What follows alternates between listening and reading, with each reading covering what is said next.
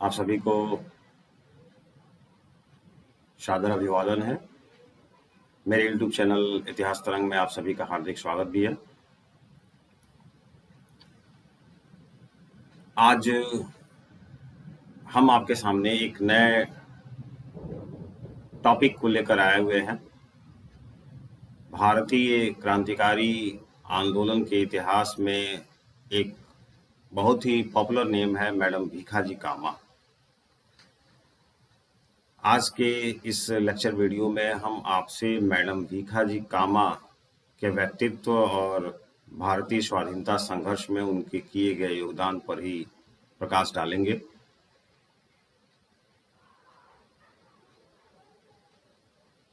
जब भारत से बाहर क्रांतिकारी आंदोलन की बात की जाती है, रिवॉल्यूशनरी मूवमेंट आउटसाइड इंडिया, तो उसमें जो नाम उभर कर आते हैं उसमें एक महत्वपूर्ण नाम है मैडम भीखाजी कामा का। तो चलिए दोस्तों, हम समय गवाए बिना हम अपने टॉपिक पर चलते हैं और इस छोटे से टॉपिक के अंतर्गत हम मैडम भीखाजी कामा के व्यक्तित्व और भारतीय स्वाधीनता संघर्ष में उनके योगदान पर चर्चा करते हैं। मैडम भीखाजी कामा भारतीय स्वतंत्रता संग्राम की एक प्रमुख हस्ती मानी जाती थी, आज भी मानी जाती है। और भारतीय स्वाधीनता संग्राम जो विदेशों में संचालित हो रहा था, उसके कर्णधारों की सूची में एक नाम मैडम भीखाजी कामा का भी आता है। भीखाजी कामा, जिन्हें मैडम कामा के नाम से भी संबोधित किया जाता है, एक मजबूत और साहसी महिला थी जिन्होंने भारत की आजादी की लड़ाई में महत्वपूर्ण भूमिका निभाई थी।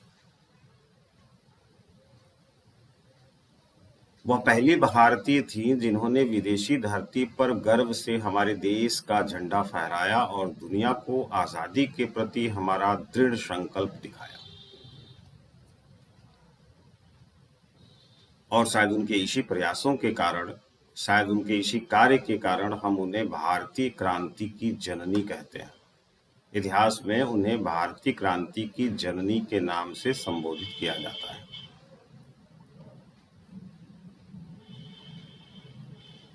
दरअसल मित्रों, मैडम भीखाजी कामा न केवल एक बहादुर कार्यकर्त्री थी, बल्कि एक प्रतिभाशाली लेखिका भी थी।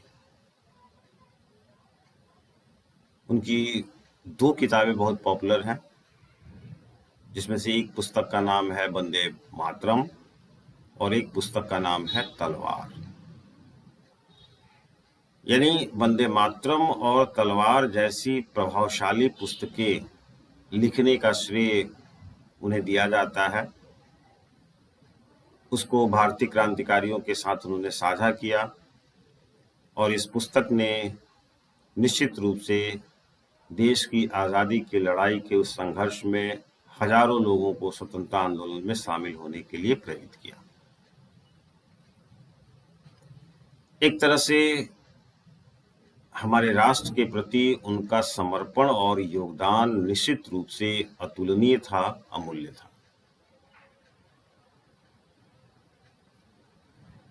जहां तक व्यक्तिगत जीवन का प्रश्न है, प्रारंभिक जीवन का प्रश्न है, मैडम भीखाजी कामा का जन्म 24 सितंबर 1861 ईस्वी को सोराबजी फ्रॉमजी पटेल और उनकी पत्नी जयजी बाई सोराबाई पटेल के घर हुआ था।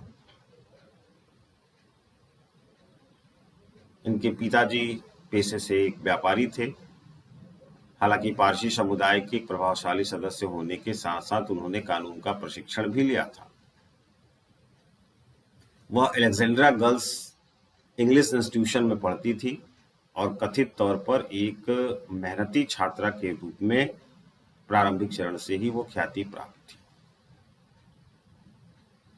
3 अगस्त 1885 ईस्वी को उनका विवाह रुस्तम कामा जी से हुआ और इस विवाह के पश्चात मैडम भीखाजी कामा ने अपना अधिकांश समय सामाजिक कार्यों में ही व्यतीत किया। सन 1896 ईस्वी में बंबई में प्लेग फैला था। प्लेग फैलने के बाद मैडम भीखाजी कामा ने प्लेग के पीड़ितों की खूब सेवा की। प्लेग के जो भी मरीज थे उन्होंने न दिन देखा न रात उनकी खूब सेवा की, और मरीजों की सेवा करने के क्रम में ही वह खुद भी इस बीमारी की चपेट में आ गए। लेकिन उन्होंने हार नहीं मानी। शीघ्र ही वो इस बीमारी से उबर कर स्वस्थ होने में सफल हुई। शीघ्र ही वह स्वस्थ हो गई, लेकिन डॉक्टर ने उन्हें आराम करने की सलाह दी और आगे के इलाज के लिए उन्हें यूरोप जाने की नसीहत भी दी थी। इस प्रकार अपने डॉक्टर की सलाह पर वर्ष 1902 ईस्वी में वह इसी सिलसिले में लंदन गई और वहां भी उन्होंने भारतीय स्वाधीनता संग्राम के लिए अपना काम जारी रखा।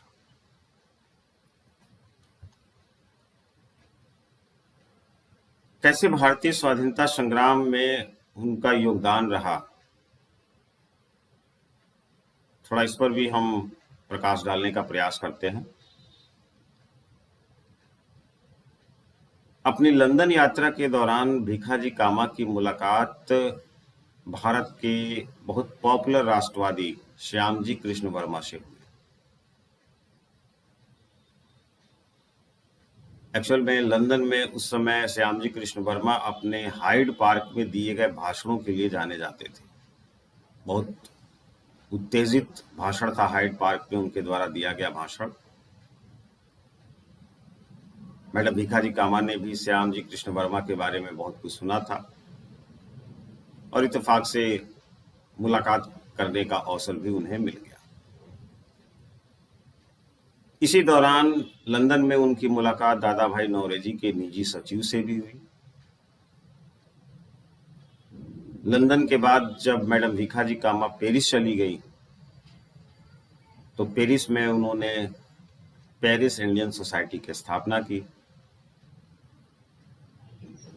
मुंचेर शाह, बुर्जोरजी, गोदरेज और एस.आर. राणा इस सोसाइटी के संस्थापक थे। पेरिस इंडियन सोसाइटी के जो सह संस्थापक थे वो बुर्जोरजी, गोदरेज और एस.आर. राणा थे।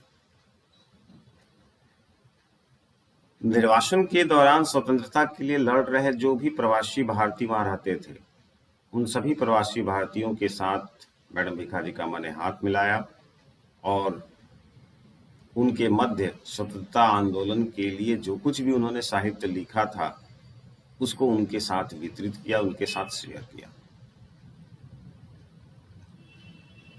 और जो साहित्यिक चीजें वितरित की गई पेरिस के उन प्रवासी भारतीयों के साथ जो स्वतंत्रता के लिए कार्य कर रहे थे,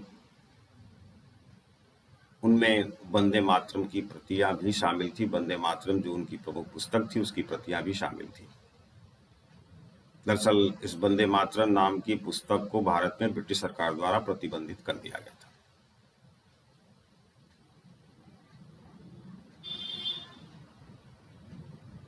इस प्रकार उनके द्वारा रचा गया जो यह साहित्य है पांडिचेरी में फ्रांसीसी उपनिवेश के माध्यम से भारत तक पहुंचा। मैडम भीखाजी कामा ने 1907 ईस्वी में जर्मनी के स्टुटगार्ट में ब्रिटिश उपनिवेशवाद के विनाशकारी प्रभावों के बारे में एक विस्तार से व्याख्यान दिया। 1907 का वो वर्ष है जब जर्मनी के स्टुटगार्ट में भारत में ब्रिटिश उपनिवेशवाद का जो विनाशकारी प्रभाव था उस पर लंबा चौड़ा उन्होंने वक्तव्य दिया, भाषण दिया।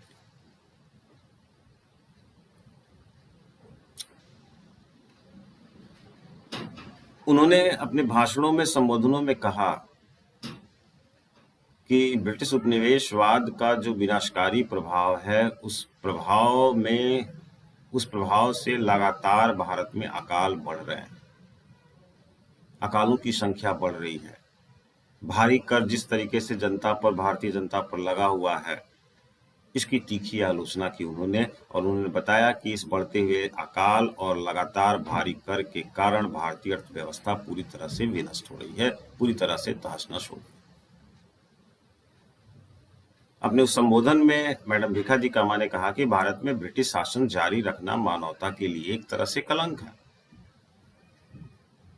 एक महान देश भारत के हितों को इससे भारी क्षति पहुंच रही है। इसलिए उस संबोधन के दौरान उन्होंने फ्रांस में प्रवासी भारतीयों को संबोधित करते हुए कहा कि आप लोग भारत को दासता से मुक्ति दिलाने में सहयोग करें और भारतवासियों को भी आह्वान किया कि आगे बढ़ो, हम हिंदुस्तानी हैं और हिंदुस्तान हिंदुस्तानियों का है। इसी अंतर्राष्ट्रीय समाजवादी कांग्रेस में उन्होंने भारत के लिए ब्रिटिश ध्वज देखा, लेकिन जो ध्वज उन्होंने देखा था, मैडम कामा जी को शायद वह ध्वज स्वीकार्य नहीं था। इसलिए उन्होंने एक नया ध्वज, एक नया झंडा बनाने का निश्चय किया और शीघ्र ही एक नया झंडा बनाया और स्वतंत्रता ध्वज का खुलासा किया। इस झंडे को भीखाजी कामा तथा साथी कार्यकर्ता विनायक दामोदर सावरकर ने मिलकर डिजाइन किया था। एक प्रकार से यह ध्वज भारत के वर्तमान राष्ट्रीय ध्वज के अग्रदूत के रूप में कार्य करता था।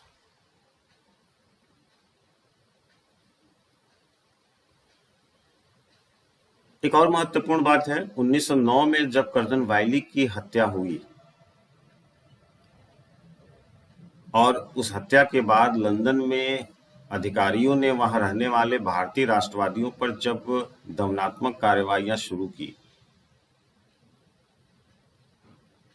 उस समय मैडम भीखाजी कामा पेरिस में थी और अंग्रेजों ने फ्रांसीसी सरकार द्वारा उन्हें प्रत्यर्पित करने का अनुरोध भी किया, लेकिन फ्रांसीसी सरकार ने ब्रिटिश सरकार के इस प्रस्ताव को मानने से इनकार कर दिया। ब्रिटिश सरकार ने उन्हें प्रत्यर्पित करने से इनकार कर दिया। बाद में व्लादिमीर लेनिन ने भी उन्हें सोवियत संघ में रहने के लिए आमंत्रित किया, लेकिन मैडम भीखाजी कामा ने शायद वहां जाने से, वहां रहने से मना कर दिया, उनके इस प्रस्ताव को खारिज कर दिया या स्वीकार नहीं किया। प्रथम विश्व युद्ध शुरू होने पर जब फ्रांस और ब्रिटेन सहयोगी बन गए तो स्थितियों ने एक जटिल मोड़ लेना शुरू कर दिया। आप सभी जानते हैं कि ब्रिटेन और फ्रांस, प्रथम विश्व युद्ध के दौरान ब्रिटेन फ्रांस एक ही गुट में थे। तब थोड़ी सी स्थिति बदलती हुई नजर आने लगी, स्थिति एक जटिल मोड़ लेना शुरू कर दी। फ्रांसीसियों ने अपने नए गठबंधन को बनाए रखने की इच्छा रखते हुए भारत के स्वतंत्रता सेनानियों की गतिविधियों को प्रतिबंधित कर दिया, जिसका परिणाम यह हुआ कि कई लोगों ने फ्रांस छोड़ दिया। हालांकि मैडम भीखाजी कामा वहीं पर रुकी रहीं, वो कहीं वहां से नहीं गई। उन्हें रेवा भाई राणा के साथ बोर्डो में भारतीय सैनिकों को उकसाने की कोशिश करते समय गिरफ्तार कर लिया गया। रेवा भाई राणा को कैरेबियन में निर्वासित कर दिया गया, जबकि भीखाजी कामा को 1915 में दक्षिणी फ्रांस भेज दिया गया। दक्षिणी फ्रांस के निर्वासन के दौरान उनका स्वास्थ्य धीरे धीरे खराब होने लगा। उनके खराब स्वास्थ्य के कारण उन्हें बोर्डो में अपने निवास पर लौटने की अनुमति दी गई, लेकिन एक शर्त रखी गई कि वह स्थानीय पुलिस स्टेशन में प्रति सप्ताह यानी साप्ताहिक आधार पर अपनी उपस्थिति की रिपोर्ट दर्ज कराएंगे।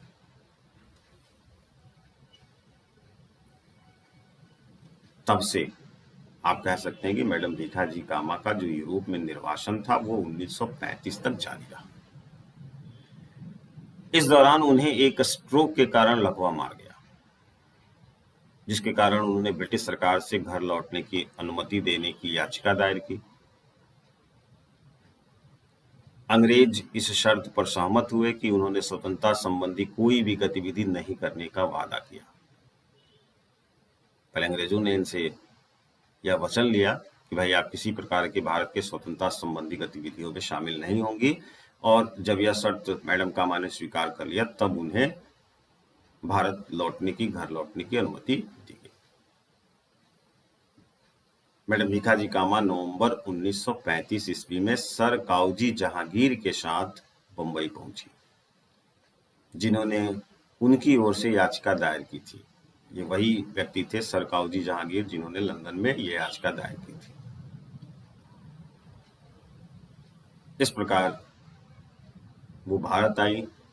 भारत में स्वास्थ्य लगातार खराब होता गया। वो पारसी जनरल अस्पताल में भर्ती भी हुई और 74 वर्ष की आयु में 13 अगस्त 1936 को पारसी जनरल अस्पताल में मैडम भीखाजी कामा का निधन हो गया।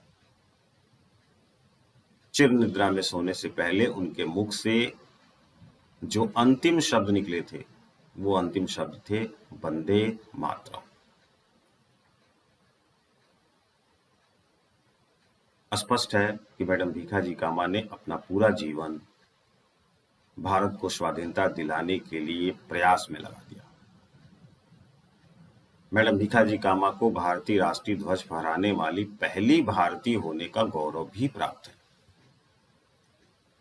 जिस ध्वज को मूल रूप से डिजाइन किया गया था वह एक खाका होगा जिस पर भारतीय राष्ट्रीय ध्वज के अन्य संस्करण आधारित हो। एक डिजाइन जो उन्होंने तैयार किया था उसी के आधार पर भविष्य में भारतीय तिरंगा झंडे का स्वरूप निर्धारित हुआ। एक उत्साही स्वतंत्रता आंदोलन से जुड़े हुए कार्यकर्त्री होने के साथ साथ वो महिला अधिकारों और सार्वभौमिक मताधिकार की भी बहुत बड़ी समर्थक थी। जो झंडा उन्होंने स्टटगार्ट में फहराया था जर्मनी में, उन्हें अन्य राष्ट्रवादियों द्वारा भारत में तस्करी करके लाया गया था। आज इसे पुणे की मराठा और केसरी लाइब्रेरी में प्रदर्शित किया गया है। तो दोस्तों, मैडम भीखाजी कामा का जो जीवन है वो पूरा जीवन भारत की स्वाधीनता दिलाने के प्रयास में व्यतीत हुआ और उनका यह प्रयास निरर्थक नहीं गया।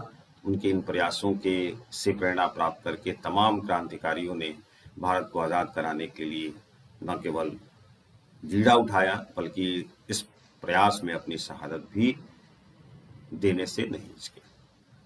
इस प्रकार भारतीय स्वाधीनता संघर्ष, स्पेशली भारत से बाहर की जो क्रांतिकारी गतिविधियां थी, उन क्रांतिकारी गतिविधियों में एक महत्वपूर्ण नाम के रूप में मैडम भीखाजी कामा का नाम दर्ज है।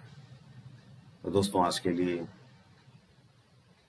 वीडियो कैसा लगा, आज का यह वीडियो कैसा लगा, निश्चित रूप से आप हमें लाइक, शेयर, कमेंट के माध्यम से बताइएगा। जिन लोगों ने अभी तक चैनल को सब्सक्राइब नहीं किया है, कृपया चैनल को सब्सक्राइब कर लेंगे और अधिक से अधिक दोस्तों के बीच आप इस चैनल को शेयर करें ताकि अधिक से अधिक विद्यार्थी इसका लाभ उठा सकें। दोस्तों, फिर अगली बार मिलेंगे एक नए टॉपिक के साथ, एक नए मुद्दे पर हम आपसे डिस्कशन करेंगे। तब तक के लिए हमें अनुमति दीजिए।